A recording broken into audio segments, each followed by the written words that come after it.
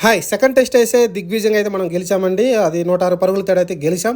కొంచెం భయపెట్టారు. ఎందుకంటే వాళ్ళు ఏదైతే బాల్ అన్నారో మ్యాచ్ స్టార్ట్ అయ్యే ముందు 4గో రోజు మెక్కల్లం ఇంటర్వ్యూ చేసిన దాంట్లో అయితే మేము ఖచ్చితంగా 60-70 ఓవర్‌లో ఈ మ్యాచ్‌ని ముగించేస్తామైతే ఆయన ప్రకటించడం చూసాం మనమైతే.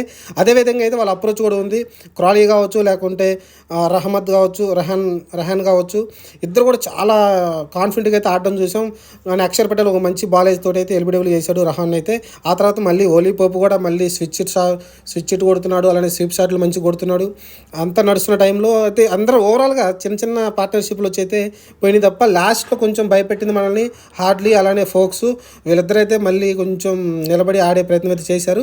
కానీ బుమ్రా అయితే మ్యాజిక్ చేశాడు. వాళ్ళిద్దరిని కూడా బుమ్రా అయితే పెవిలియన్‌కి పంపించాడు. ఇది మరి ఈ మ్యాచ్ విన్ ఎవరికి ఇద్దామని మనం అనుకుంటే బుమ్రాకి అయితే మ్యాన్ ఆఫ్ ది మ్యాచ్ ఇచ్చారు. ఓకే, బాగానే ఉంది. కానీ ఫస్ట్ ఇన్నింగ్స్లో ఏదైతే 396 పరుగులు చేసామో దాంట్లో 204 పరుగులు